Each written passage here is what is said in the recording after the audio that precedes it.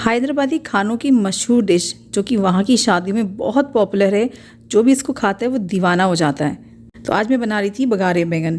तो हैदराबादी बिरयानी के बाद अगर कुछ मशहूर है ना, वर्ल्ड फेमस जिसको बोलते हैं, वो बघारे बैंगन है। और इसको बनाना आसान है और खाने में इतने मज़ेदार होते हैं कि आप उंगलियां चाटते रह जाएंगे। तो वीडियो को एंड तक ज़रूर देखिएगा और ट्राई कीजिएगा। ये आसान सी रेसिपी, मुझे उम्मीद है आप लोग को बहुत पसंद आएगी। रेसिपी ट्राई करें तो इसका फीडबैक कमेंट सेक्शन में ज़रूर दीजिएगा कि आपने बनाई तो ये आपको कैसी लगी। बघारे बैंगन बनाने के लिए हमें 2-3 प्रिपरेशन करनी होती है, उसके बाद ये रेसिपी बहुत झटपट बन जाती है। तो सबसे पहले तो आपने थोड़ी सी इमली को, तकरीबन 2 से 3 टेबलस्पून के करीब इमली को आपने गुनगुने पानी में भिगो के रख देना है। 15 से 20 मिनट बाद आप देखेंगे कि पानी भी नॉर्मल टेम्परेचर पे आ जाएगा और इमली बहुत अच्छे से फूल जाएगी। फिर आपने इसको अच्छे से मसल लेना है। इसका जो बीज और छिलका है ना, वो अलग हो जाएगा और पानी अलग हो जाएगा, जिसको आपने छान के रख लेना है। इसका पानी हम आगे रेसिपी में इस्तेमाल करेंगे। उसके बाद मैंने देखिए यहाँ पे ये बैंगन ले लिए थे, आधा किलो के करीब है ये बैंगन। अच्छा, बैंगन का ना आपने एक सीजर्स की मदद से, कैंची की मदद से आपने इसकी पहले एक टिप काट देनी है और बाद में छुरी की हेल्प से जो है ना इसमें कट्स लगा देने हैं। इस तरीके से देखिए मैंने ये डायगोनल्स कट लगा दिए अंदर। इस तरीके से आप चेक भी कर सकते हैं कि अंदर से बैंगन जो है ना वो ख़राब तो नहीं है। इसके बाद आप बैंगन को पानी में डाल दीजिए। बैंगन को पानी में ही भीगा रहने दीजिएगा, वरना अगर आप बिना पानी के बैंगन रखेंगे ना तो वो काले पड़ जाते हैं। तो इसी तरीके से मैंने ये सारे बैंगन को ना तैयार कर लिया है। आगे से टिप भी कट कर लिए हैं और पीछे से मैंने इसको कट लगा दिया, चीरा लगा दिया। इसमें बैंगन को पानी में ऐसे ही भीगा रहने देंगे और इसके बाद एक मसाला हम तैयार करेंगे जिसको हमने ड्राई रोस्ट करना है। तो पहले मैंने पैन के अंदर देखिए यहाँ पे मूंगफली डाल दी है। इसको जो है ना आपने मीडियम टू लो फ्लेम पे 7 से 8 मिनट के लिए रोस्ट कर लेना है। जब इस तरीके से देखिए हल्का सा इसका छिलके का कलर चेंज हो गया और बीज का रंग भी चेंज हो गया है, फिर इसके अंदर हम डाल देंगे साबुत धनिया और ज़ीरा। इंग्रेडिएंट्स की पूरी लिस्ट आपको नीचे डिस्क्रिप्शन बॉक्स में मिल जाएगी। 1 से 2 बार रेसिपी देख लें, समझ लें, फिर आराम से ये आप रेसिपी बना सकते हैं और नीचे से आप स्क्रीनशॉट ले लीजिएगा इंग्रेडिएंट्स का।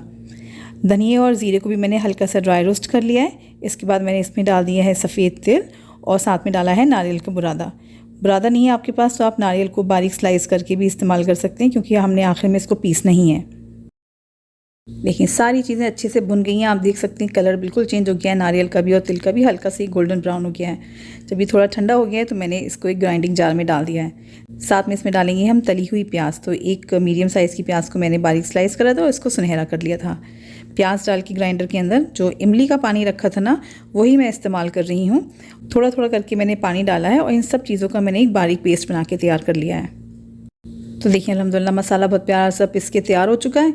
अब इसको मैं साइड में रखती हूँ और अब जो है हम ग्रेवी बनाना शुरू कर लेते हैं। तो यहाँ पैन के अंदर मैंने देखिए आधा कप तेल डाल दिया है और जब तेल थोड़ा सा गर्म हो गया है फिर मैंने इसमें डाल दिया है ज़ीरा और साथ में हम डालेंगे इसमें राई दाना, थोड़ी सी जाएगी इसमें मेथी दाना और डालेंगे हम इसमें कलौंजी। इन चारों चीज़ों को आपने हल्का सा फ्राई कर लेना है 30 to 40 सेकेंड्स के लिए। अब डाला है मैंने इसमें देखिए कड़ी पत्ता, आपके पास फ्रेश हो तो आप फ्रेश इस्तेमाल कीजिएगा, मेरे पास सूखे थे वो मैंने डाल दिए और थोड़ी सी सूखी लाल मिर्च डाल रही हूँ। इनको भी मैंने बस 20 to 30 सेकेंड्स के लिए फ्राई किया है और जब मसालों से अच्छी सी खुशबू आने लगी फिर मैंने इसमें डाल दिया है लहसुन अदरक का पेस्ट, 1 टीस्पून के करीब डाला है। और लहसुन अदरक डाल के भी ना आपने इसको हल्का सा फ्राई कर लेना है। बस इतना फ्राई कर लें कि लहसुन अदरक की हल्की सी जो कच्ची स्मेल होती है ना वो ख़त्म हो जाए, इसका हल्का सा कलर चेंज हो जाए।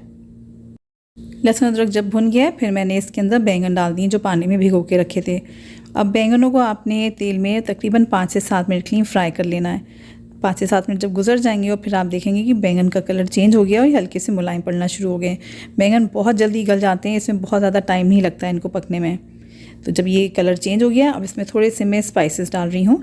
तो मैंने इसमें डाली है पहले थोड़ी सी हल्दी पाउडर, साथ में डाल दिया है लाल मिर्च का पाउडर, थोड़ा सा नमक डालेंगे टेस्ट के हिसाब से। यहाँ पे मैंने 1 टीस्पून के करीब डाला था।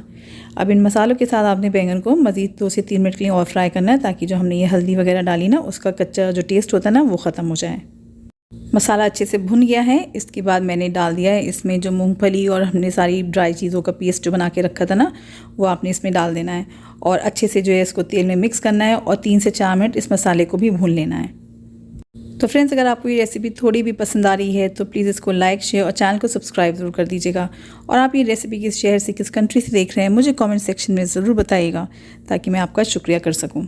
तो देखिए मसाला अच्छे से भुन गया है। कि अभी बहुत ज़्यादा गाढ़ा है तो हमने इसके अंदर डाल देना है जो इमली का बचा हुआ पानी था, वो सारा मैंने डाल दिया। देखें, अगर आपको खट्टा ज़्यादा पसंद है तो आप इसमें इमली का पानी और भी डाल सकते हैं। मैंने 2 टेबलस्पून करीब इमली भिगोई थी ना, आप 3 से 4 टेबलस्पून भी इमली का पानी इस्तेमाल कर सकते हैं। अब सब चीज़ों को मैंने दोबारा से मिक्स करा है देखें, लेकिन अभी भी ये बहुत ज़्यादा थिक है ग्रेवी, तो मैंने इसमें रिमेनिंग जो है ना पानी डाल दिया है। बघारे बैंगन का जो ग्रेवी होती है ना वो अच्छी थिक होती है, क्योंकि इसको हम रोटी के साथ खाते हैं या ये बिरयानी के साथ बहुत अच्छा जाता है। जो हैदराबादी बिरयानी होती है ना उसके साथ खाने में बहुत मज़े का लगता है।